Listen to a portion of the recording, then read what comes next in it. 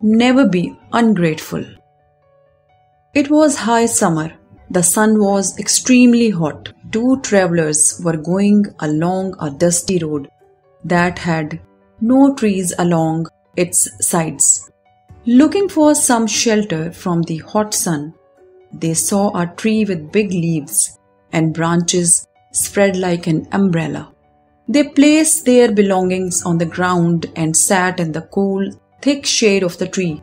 After taking some rest, one traveler said to the other, "What a useless tree it is! It bears no fruits at all." Hearing this, the tree felt pinched and burst out. "You ungrateful soul! On one hand, you are taking shelter in my cool shade from the burning heat of the sun, and on the other hand, you are calling me useless.